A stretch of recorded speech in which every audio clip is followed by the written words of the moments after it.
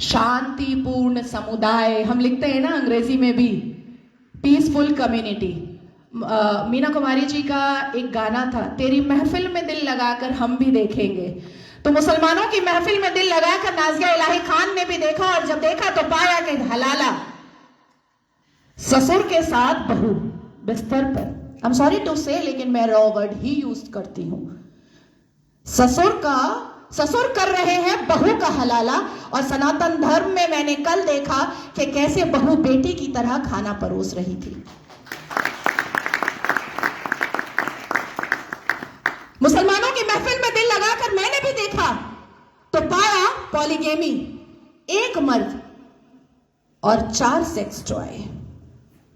और अनुमति तो 11 की, कि 11 महिलाओं को एक बिस्तर पर लेकर के आराम से अपने सेक्सुअल डिजायर्स को पूरा करो। ना पिता कुछ बोलेगा, ना मां कुछ बोलेगी, ना परिवार कुछ बोलेगा, और ना ही इस्लाम के मानने वाले, इस्लाम के ठेकेदार कुछ बोलेंगे। इस महफिल में दिल लगाकर मैंने भी देखा और पाया निकाह मुत्ता, टेम्पररी सेक्सुअल मैरिज। कुछ समय के लिए एक शादी में गई, एक आयोजन में गई, कोई लड़की मुसलमान बेटी, और वहां पर किसी शादीशुदा अधेड़ मर्द को एक चहचहाती हुई, एक उछलती कूदती हुई मुसलमान बेटी पसंद आ गई, और कह दिया अब्बा जान को कि ये लो 5 लाख रुपए और 1 हफ्ते के लिए अपनी बेटी दे देना। कॉन्ट्रैक्ट होता है, कॉन्ट्रैक्ट। हमने रजाकार के आखिरी मुखबिर असदुद्दीन अवैसी को सुना होगा कि निकाह इज अ कॉन्ट्रैक्ट मैरिज। हमारा विवाह नहीं होता, हम 7 वचन नहीं लेते, ना आगे पति फेरे लेता है, ना पीछे पत्नी फेरे लेती है। हमारा तो कॉन्ट्रैक्ट होता है, हम तो एक डील में आते हैं। ये है। तो इस महफिल में जब दिल लगाया और भीतर से, तो पाया कि निकाह मस्यार भी होता है। निकाह मस्यार कैसा होता है कि 1 लाख रुपए पर 1 महीना लड़की रहेगी, और सुबह किस वक्त कौन सा सूरज निकलेगा और शौहर छोड़ करके भाग जाएगा, पलटकर पूछना नहीं है, क्योंकि मस्यार निकाह में है कि तुम कहां भागे हो ये जानना नहीं है। तो मैं पूछना चाहती हूं कि अगर इस्लाम हमने रसूल का पैगाम है, अगर मुसलमान शांतिपूर्ण समुदाय है, तो चप्पल और पत्थर से मस्जिद अल्लाह का घर कैसे बचाते हो भैया? कैसे?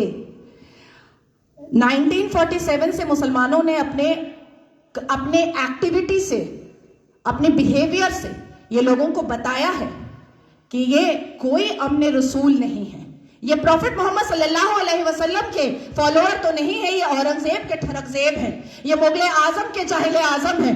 बस इतना ही है इनका परिचय, इसके अलावा इनका परिचय कुछ भी नहीं है। शिक्षा बोलो नहीं लेंगे, इंसान बनने बोलो नहीं बनेंगे, कुछ पढ़ने बोलो नहीं पढ़ेंगे, कुछ करने बोलो नहीं करेंगे, लेकिन रेप करने बोलो तुरंत करेंगे, लव जिहाद करने बोलो तुरंत करेंगे, बम गोली बारूद फेंकने बोलो तुरंत फेंकेंगे, आतंक मचाने बोलो तुरंत मचाएंगे। आखिर क्या है इस समुदाय में, जो एक समुदाय पूरे दुनिया के सारे धर्म वालों को परेशान करके रखा है? आखिर क्या है राज उस आसमानी किताब का, उस अल कुरान का राज क्या है, जो मदरसों के अंदर छुप कर पढ़ाया जाता है, जो मजार के अंदर छुप कर करवाया जाता है, जो मस्जिदों के अंदर छुप कर सुनाया जाता है, जो घरों के अंदर तरबियत और तालीम में बताया जाता है? क्या है उसका राज? क्यों कहते हैं मुसलमान घर में अंदर ही, जब बेटी छोटी सी होती है और बच्चा छोटा सा होता है, प्रसाद नहीं खाना हराम है, आप ही चले जाते हैं सवैयां खाने। हमें बताया जाता है प्रसाद नहीं खाना हराम है, हमें बताया जाता है मंदिर के सामने खड़े नहीं होना, अल्लाह नाराज हो जाएगा, हमें बताया जाता है कि हिंदुओं के घर का पानी ना पीना, अल्लाह नाराज हो जाएगा, हमें बताया जाता है कि अपने जीवन साथी के लिए हिंदुओं को कभी मत चुनना, नहीं तो घर से, परिवार से बेदखल कर दी जाओगी।